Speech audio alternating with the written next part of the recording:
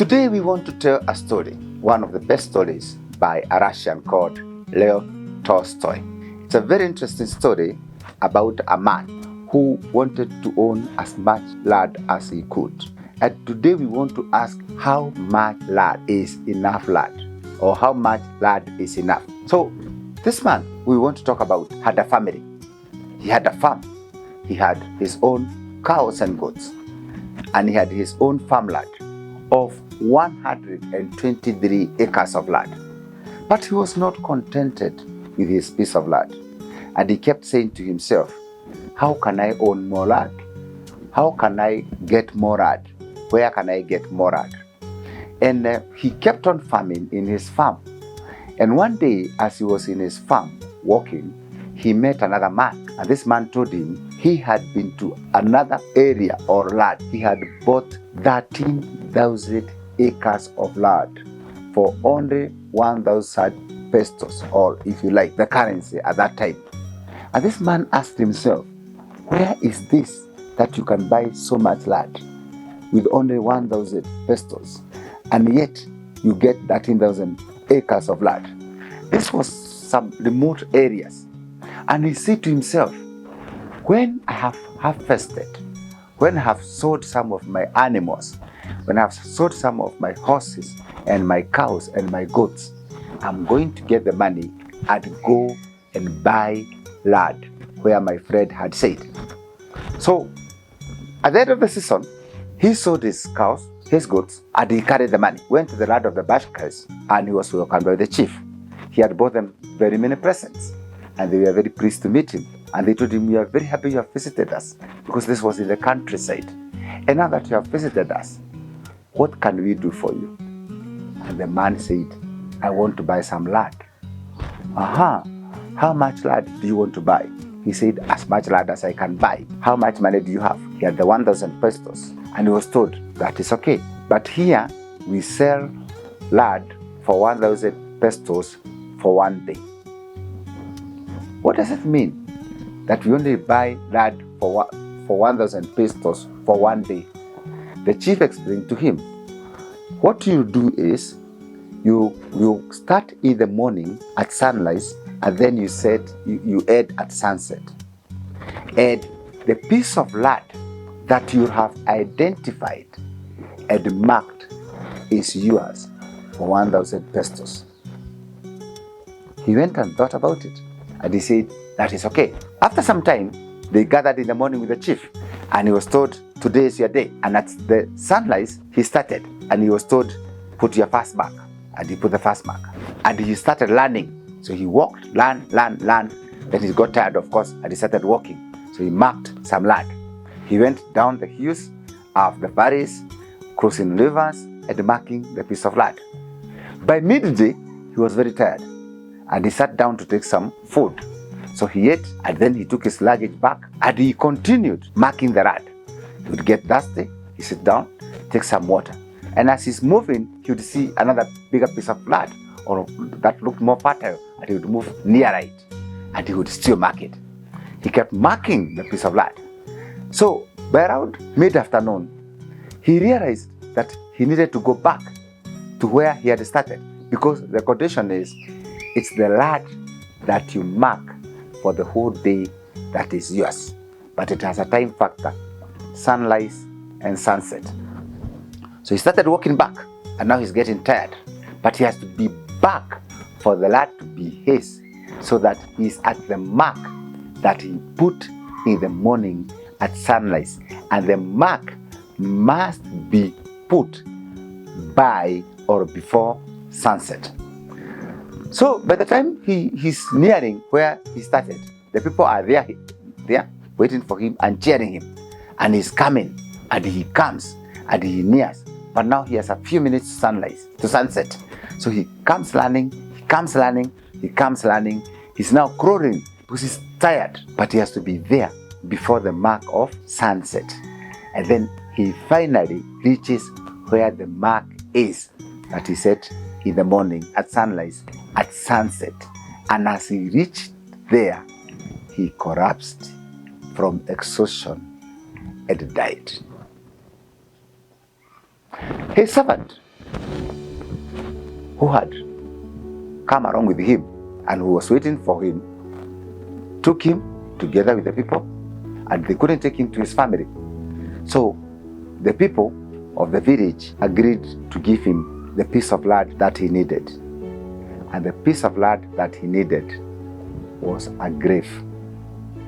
So they dug his grave and they put him in the grave and they buried him.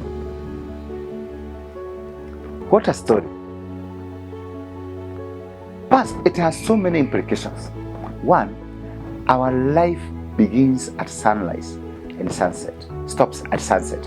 Let's put it another way. Our life begins at birth and ends at death. That is your life. Why is that important for us to conceptualize or to understand life? Number one, it allows you to know how much time you have. My time begins at birth and ends at death. So it is all mine to move around like this farmers all day. And that is what will be evaluated at the end of the day. But for psychological purposes and emotional purposes and other purposes, let us ask ourselves a very difficult question. And the second important thing is, what happens between your birth and your death? And for logistic purposes, again, let us ask, or let us tell people the truth, or to tell each other the truth. That is our lifespan, and our lifespan is our history. It is the story of our life. We must write it, and we must write it well. If you write your story well, it begins and ends well. Let's go for the third part.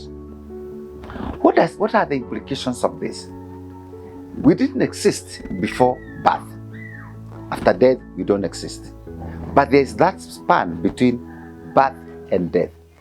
And that span or that part is called our lives. And we must make meaning and purpose in our lives. What does that imply for us? Every day you wake up, you must remember every day is a miracle. Every day you set in the morning, you must remember I have something to do in the morning. That is why it is from sunrise to sunset. There are many other implications in this. It's not just our life that is fixed. Even our activities in life are fixed. There are certain things we can do. There are certain things we can't do. There are certain limitations. But between them, it allows you to be innovative, to be creative. There are certain things we can't do. So life has sort of an upper hand and a lower hand. It has this and that. And that is very, very important for us to conceptualize our lives.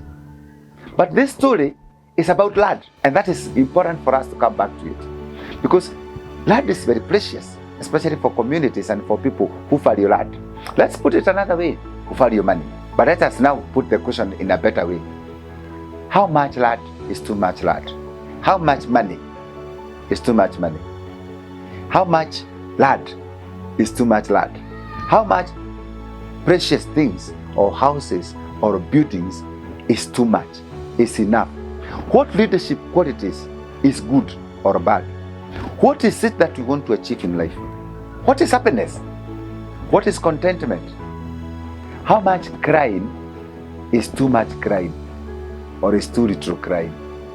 How much meditation is too much meditation? How much education is too much education? In other words, how much land is too much land? It's not about land. No, this story has a lot to do with land and our life possessions. But it has something bigger. It's about what is contentment and happiness in our lives. What is too much?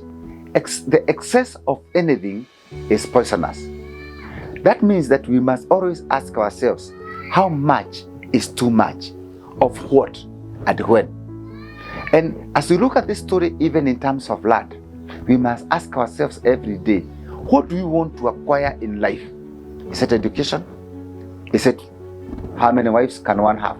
For those who have read the story of Solomon, how much properties can we have?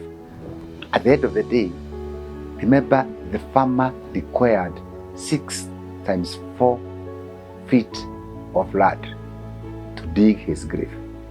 At the end of the day in our lives, we need to ask ourselves, what is happiness and contentment in our lives? Are we happy? Are we contented? How do we define the two? How do we define happiness?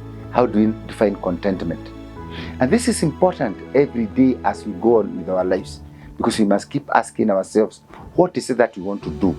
To achieve what? With what implications? And at the end of the day, we must have meaning and purpose in our lives. How much lad is too much lad? It's a very short story. But that short story is also about our lives. Our lives are very short. It can be one day. It can be so many years. It can be 100 years. Some of us, we thank God, we are blessed with so many years. Some people are not blessed with so many years. But it makes the person's life history.